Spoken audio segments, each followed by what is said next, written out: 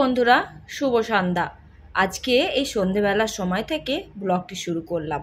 কেমন আছেন আপনারা সবাই? আশা করছি আপনারা সবাই ভালো আছেন। আপনাদের ভালোবাসায় আমার পরিবারও সবাই খুব ভালো আছে। আর এস ফ্যামিলির সুন্দর আরও একটি ব্লগে আপনাদের সকলকে অনেক অনেক স্বাগত আর ভালোবাসা জানিয়ে আজকের ব্লগটি শুরু করছি। আশা করছি প্রতিদিনের মতো আপনাদের আজকের ব্লগটিও ভালো লাগবে। চলুন তাহলে দেখতে থাকুন। যেহেতু আজকে শনিবার ছিল, সেই জন্য একটু মার্কেটে গেছিলাম সবজি আনতে। সবজি নিয়ে চলে আসলাম যথারীতি। তারপরে ফ্রিজ থেকে মাছটা বের করে দেখলাম প্রচণ্ড পরিমাণে বরফ জমে রয়েছে। মাছটায় জল ঢেলে দিলাম। আর এই যে মার্কেট থেকে একটুখানি এঁচড় এনেছিলাম, সেই এঁচড়টাকে একটু হলুদ জলে ভিজিয়ে রেখে দিলাম। প্রথমে ভাবছিলাম জানেন, আজকে এঁচড়ের একটু সবজি করব। তারপরে হঠাৎ মনে পড়লো সকালের পটল আলুর সবজি বানিয়েছিলাম, সেটা এখনও অনেকটা আছে। সেই জন্য কি বলুন তো, আর এঁচড়ের সবজিটা বানালাম না। ওইটাকে এক সাইডে রেখে দিলাম ওই হলুদ জলে ডুবিয়ে। হলুদ জলে ডুবিয়ে দিলে কি হয় বলুন তো, এঁচড়টা কালো পড়বে না। সেই জন্য রেখে দিলাম। ওইটাকে না হয় কালকেই রান্না করা যাবে। আজকে একটু মাছের ঝাল করে নেব। আর পটল আলুর সবজিটা আছে, ওকে দিয়েই ডিনারটা কমপ্লিট হয়ে যাবে।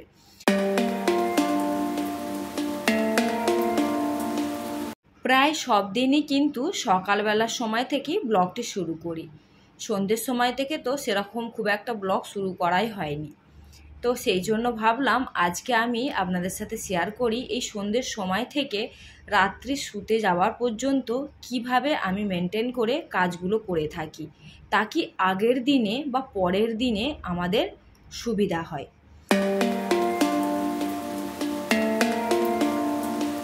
আর ওইদিকে তো দেখতেই পেলেন মাছ ভাজাটা বসিয়ে দিয়েছি, আর একদিকে ভাতটাকেও বসিয়ে দেব। তার কারণ এরপরে কিন্তু বেশ অনেকটা কাজ আমার জন্য অপেক্ষা করছে। আর এই তো মাছটা এরই মধ্যে কিন্তু বেশ ভালো লাল লাল করে ভাজা হয়ে গেল।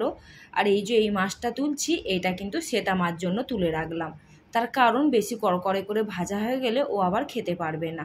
আর এই তো সাথে সাথে আমি কিন্তু রান্না করি, আর এই যে গ্যাস চুলাটা সাফ করতে থাকি। আর এইদিকে এবারে ভাতটাও বসিয়ে দিলাম। তার কারণ গরমকালের দিনে দেখবেন বেশি একদম গরম গরম কিন্তু খাওয়া যায় না। আর এখন ঘড়িতে সময় হবে ওই 6:30 পৌনে 7টা মতো। এখনই রান্নাটা সেরে নেব, ওই 8টাকে আমার রান্নাবান্না কমপ্লিট হয়ে যাবে। আর রাত্রির 10টাকে যতক্ষণকে খাবো ততক্ষণকে কিন্তু এগুলো ঠান্ডাও হবে না, আবার খুব একটা গরমও থাকবে না। ঠিক এই রকম হিসাব করেই কিন্তু আমি প্রতিদিন সন্ধ্যের সময় রান্নাটা কমপ্লিট করে নিই। আর এই তো আপনাদের সাথে কথা বলতে বলতে আমার মাছের ঝালটাও কিন্তু একদম রেডি হয়ে গেল। আর এই তো মোটামুটি রান্নাও ধরে নিন কমপ্লিট। তার কারণ খুব একটা বড় কিছু সবজি তো বানালাম না। আর এদিকে কিন্তু ভাতটাও আমার হয়ে গেছে।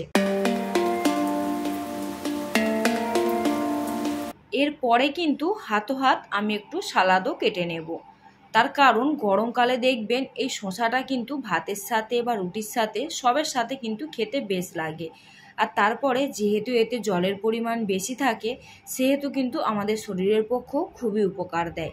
সেই জন্য প্রতিদিন ভাতের সাথে কিন্তু সালাদ মাস্ট থাকবেই, তার সাথে পেঁয়াজ আর লেবু। আর এই যে ডাইনিং টেবিলে একবারে সুন্দর করে সাজিয়ে রেখে দিলাম। হাজব্যান্ড আসবে, হাত পা মুখ ধোবে, তারপরে একটু শরবত দিয়ে আর এই যে খেতে বসবো। আর এই তো এইখানে পটল আলু সবজিটা দেখালাম, এই হচ্ছে মাছের ঝাল, আর এই হচ্ছে সালাদ। সব একবারে টেবিলে গুছিয়ে রেখে দিলাম। আর সাইডে রাখা আছে দুধ, ওইটা শ্বেতামার জন্য। তার কারণ ও কিন্তু ঝাল সবজি কিছুই খাবে না। যেহেতু মোটামুটি হাজব্যান্ডেরও আসার টাইম হয়ে গেছে, সেই জন্য কিন্তু ওই যে আইস কিউবগুলো জমিয়েছিলাম লেবু চিনি দিয়ে, ওইটাকে দিয়ে একটু শরবত বানিয়ে রেখে দিলাম। যতক্ষণকে হাজব্যান্ড আসবে ততক্ষণে কিন্তু ওর অতিরিক্ত ঠান্ডা ভাবটা কমে যাবে। আর এই তো এরপরে যে সমস্ত সবজিগুলো এনেছিলাম সেগুলোকে এবার একটু গুছিয়ে নেব।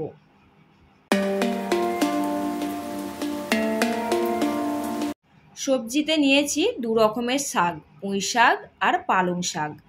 আর একটু নিয়েছি কুমড়ো। যেহেতু পুঁই শাক নিয়েছি সেহেতু কিন্তু কুমড়োটা তো নিতেই হতো।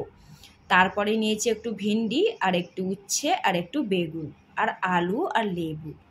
পেঁয়াজ টমেটো অলরেডি কিন্তু বাড়িতে বেশ অনেকটা পরিমাণে ছিল, সেই জন্য আর নেওয়া হয়নি। তারপরে আমি আজকে একলা বাজার গেছিলাম, অত জিনিস বয়ে আনবো কী করে, তবুই কিন্তু একটু একটু করে দেখুন বেশ অনেকটা সবজি নিয়ে নিয়েছি। আনতে যে কি কষ্ট হয়েছে আমার, কি বলবো আপনাদেরকে। এইখানে কিন্তু আমি হাত ভেন্ডিটা আর উচ্ছেটা, এই দুটো জিনিসকে ভালো করে ধুয়ে একদম চুবড়িতে করে রেখে দিলাম। সারা রাতে এর জলটা কিন্তু ঝরে যাবে। আর এই জিনিসগুলোকে ধুয়ে রাখলাম। আর এই যে শাক, বেগুন আর কুমড়ো, এইগুলো তো কালকে রান্না হবে, সেই জন্য আর কিন্তু ধুয়ে রাখলাম না, এমনি ফ্রিজে রেখে দিলাম। আর এই যে এইখানে সবজি ধোয়া আর যে চাল ধুয়েছিলাম সেই জলটাকে মিক্স করে রেখে দিলাম। এই জলটা কিন্তু ফেলবো না, এইটা কালকে গাছের গোড়াতে দেব। আর এই সমস্ত জিনিসগুলো কিন্তু আমরা যদি একটু বুদ্ধি খাটিয়ে কাজে লাগাই, তাহলে কিন্তু দেখবেন এইগুলো কিন্তু গাছের খাদ হিসাবে প্রচণ্ড ভালো কাজ করে। আর এবারে যতটুকু আলু এনেছিলাম সেই আলুগুলোকে সুন্দর করে ওই যে টগরিটা দেখছেন ওতে রেখে দিলাম। আর যেহেতু পর্দা লাগানো আছে সেহেতু কিন্তু বেশ পরিমাণে হাওয়াও পায়, আর আলুগুলো বেশ এবারে ভালো আছে, খারাপ হয়নি। আর এই তো সবজিগুলোকে এখানে ধুয়ে এক সাইডে রেখে দিলাম। আর এই যে ভিজে টাওয়ালটাকে অল্প করে ভিজিয়ে ভালো করে নিচড়ে নিয়ে এবারে ঢাকা দিয়ে দিলাম। সারা রাতে কিন্তু সবজিটা সতেজ থাকবে, সকালবেলা উঠে ফ্রিজে ঢুকিয়ে দেব।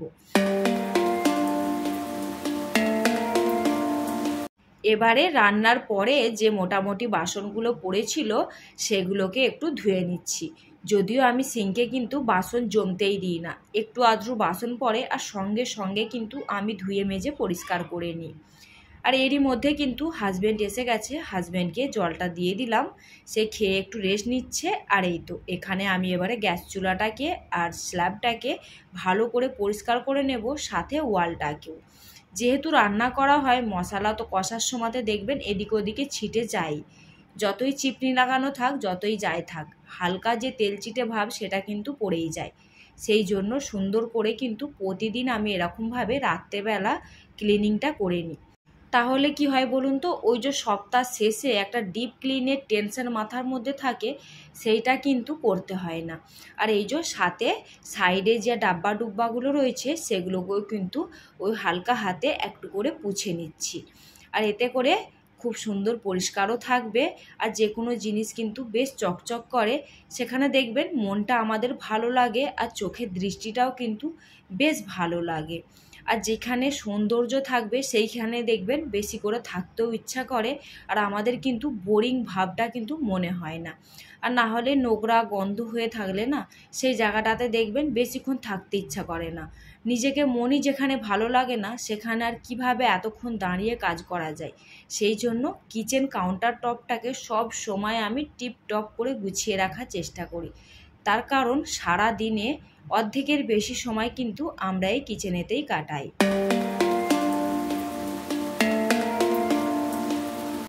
এখন ঘড়িতে সময় হচ্ছে ঠিক 10টা। আমাদের কিন্তু ডিনার কমপ্লিট।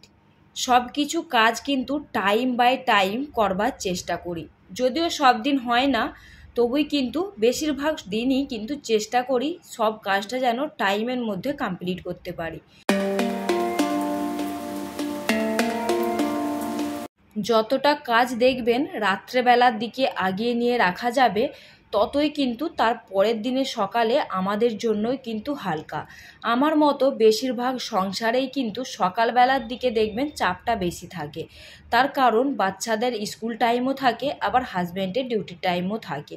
সেই জন্য কিন্তু সকালবেলার কাজগুলোকে আমরা যদি রাত্রেবেলা একটুখানি বুদ্ধি খাটিয়ে আগিয়ে রেখে দিই, তাহলে কিন্তু সকালবেলা আমাদের এতটা চাপ হয় না। আর এই তো এইখানে দেখতেই পেলেন খাওয়া দাওয়ার পরে যে টেবিল ম্যাটগুলো বিছানো হয় সেগুলোকেও সুন্দর করে সাবান দিয়ে ধুয়ে দিলাম। এই কাজগুলো কিন্তু আমি প্রতিদিনই করি, আজকে আপনাদের সাথে একটু শেয়ার করছি। এরপরে টেবিলটাকে কলিং দিয়ে সুন্দর করে পরিষ্কার করে নিয়ে এবারে কিন্তু পুরো রুমটা আমি ঝাড়ু লাগিয়ে নেব। ঝাড়ু লাগিয়ে চকচকে পরিষ্কার হয়ে থাকলে দেখবেন সকালবেলা একবার হালকা হাতে ঝাড়ু লাগিয়ে নিলেই কিন্তু চারিদিকটা পরিষ্কার হয়ে যায়। আর যেহেতু এখনও আমরা ছাদে শুতে যাই, সেহেতু কিন্তু রুমগুলো আমার সেই রকমই পরিষ্কার থাকে যেই রকমটা আমি রাত্রেবেলা করে রেখে যাই। আর এই যে হাত একটু দুধ বেঁচে গেছিলো, সেটাকেও গরম করে নিলাম। তার কারণ ফ্রিজটা তো একদম ফুল হয়ে রয়েছে, একটুও জায়গা নেই ফ্রিজের মধ্যে দুধটা রাখবার। সেই জন্য শুতে যাওয়ার আগে দুধটাকে একবার গরম করে নিলাম। আর যেহেতু এখন ঘড়িতে সময় হবে ওই 11টা মতো, সেহেতু কিন্তু আর সারা রাতে দুধটা কেটে যাবার ভয় হবে না। এবারে কিন্তু সুন্দর করে দুটো রুমের বিছানাকে টান টান করে গুছিয়ে নেব, আর সাথে একটু করে ঝেড়েও দেব। আর এই যে এই রুমের জানলাটা বন্ধ করে পর্দাটাকেও দিয়ে দিলাম। তার কারণ যেহেতু রাত্রেবেলা এখানে থাকবো না, রাত্রে যদি একটু আধটু হাওয়াটা চলে তাহলে কিন্তু ধুলোতে ভরে যাবে, সেই কারণে। আর এই তো এবারে সাথে সাথে এই রুমটাতেও চলে আসলাম, এই রুমের বিছানাটাকেও টান টান করে গুছিয়ে নিলাম, আর সাথে চেয়ার কভারগুলোকেও সুন্দর করে বাগিয়ে রেখে দিলাম। আর এবারে পুরো রুমটাকে একবার সুন্দর করে ঝাড়ু লাগিয়ে নেব। মোটামুটি আমার কাজ কিন্তু এবারে কমপ্লিট। আজকে আমার এই পর্যন্ত ব্লগটি আপনাদের কেমন লাগলো অবশ্যই কিন্তু কমেন্ট করে জানাতে ভুলবেন না। যদি ভালো লেগে থাকে তো প্লিজ একটা লাইক দিয়ে দেবেন। আর যদি আমার কোনো নতুন বন্ধু আজকে আমার ব্লগটি দেখে থাকেন, আপনাদের যদি ব্লগটি কোথাও একটু ভালো লেগে থাকে তো প্লিজ একটা লাইক দিয়ে চ্যানেলটিকে সাবস্ক্রাইব করে আমাকে এই ইউটিউব পরিবারে একটুখানি জায়গা করে নিতে সাহায্য করবেন। আর যারা অলরেডি এই কাজটা করে রেখেছেন তাদের তো অনেক অনেক ধন্যবাদ আর ভালোবাসা জানাচ্ছি। আর এই তো সব শেষে নিজেকে একটুখানি সাজিয়ে গুছিয়ে নিচ্ছি। একবার যে একটুখানি হালকা করে পুরো শরীরে ঠান্ডা ঠান্ডা জল দিয়ে ধুয়ে আসলাম, তারপরে একটু নাইট ক্রিম লাগিয়ে নিলাম। আর এই তো এবার চলে যাচ্ছি শুতে।